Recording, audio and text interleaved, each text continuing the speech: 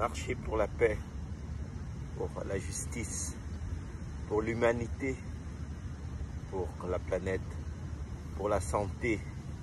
Jour 5. La peur de l'échec, c'est normal d'avoir peur d'échouer, car la peur de l'échec est pour beaucoup quelque chose de très douloureux, de très frustrant, de très décourageant. Parfois on a envie de baisser les bras, parfois on a envie d'abandonner. Mais en réalité, il faut se souvenir que la peur de l'échec, bien qu'elle soit quelque chose de normal, ne devrait pas nous refroidir, car l'échec fait partie de la construction de l'individu.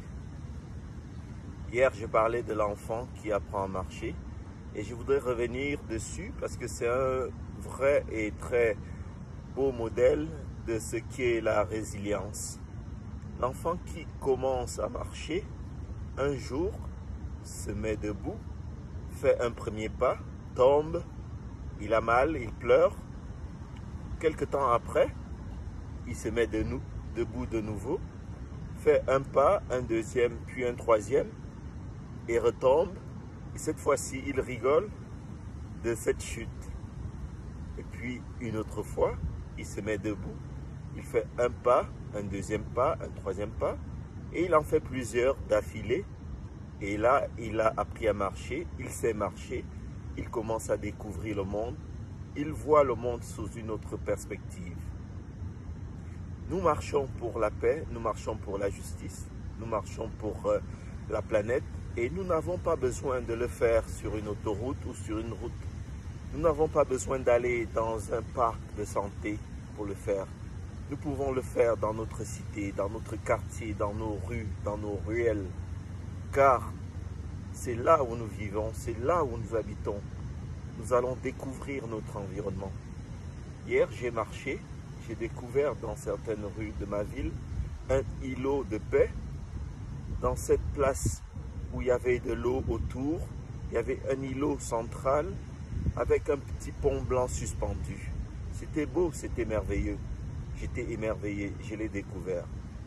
Alors je vous invite à faire de votre côté ce voyage de découverte dans votre quartier, dans votre ville, dans votre cité, parce qu'au final, c'est ça aussi l'humanité.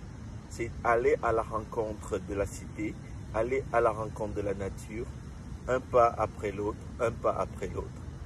N'ayez pas peur de l'échec, car l'échec dans la vie, il y en aura toujours. Lorsque j'étais au Cameroun, je venais d'avoir mon baccalauréat et j'ai passé le concours du CUS et on ne m'a pas pris alors que j'avais le sentiment d'avoir bien composé. C'était un échec que plus tard j'apprendrai que je n'avais pas été sélectionné parce que nous n'avions pas accepté de payer un pot de vin, de faire cette corruption qui donne la place parfois à des personnes qui n'ont pas le mérite pour entrer dans certaines grandes écoles. Et par la suite, je ne me suis pas découragé, je n'ai pas abandonné. Je suis allé en France grâce à la chance d'avoir des parents qui ont accepté de faire le sacrifice pour m'envoyer faire ces études. Et je suis arrivé en France avec un mois de retard. Les étudiants avaient commencé déjà et j'ai dû rattraper les cours, faire le suivi et finalement composer en fin d'année et réussir classé 51 sur 1000. Cet échec que j'avais eu au Cameroun ne m'a pas fait baisser les bras, je me suis relevé, je n'ai pas abandonné, je ne suis pas resté les bras croisés parce que j'avais une vision. Et cette vision, vous l'avez cette vision d'un monde meilleur. Et vous pouvez, vous comme individu, contribuer à rendre ce monde meilleur. Et ça commence par se lever, aller dehors, marcher, explorer ce monde, rendre hommage à la nature, entrer en symbiose avec la nature, parce que c'est par elle qu'on est sur la terre et c'est ça l'humanité.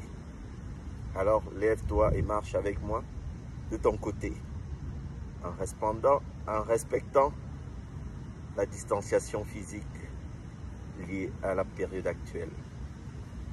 On ne baisse pas les bras. L'échec, ce n'est pas quelque chose qui va nous faire reculer.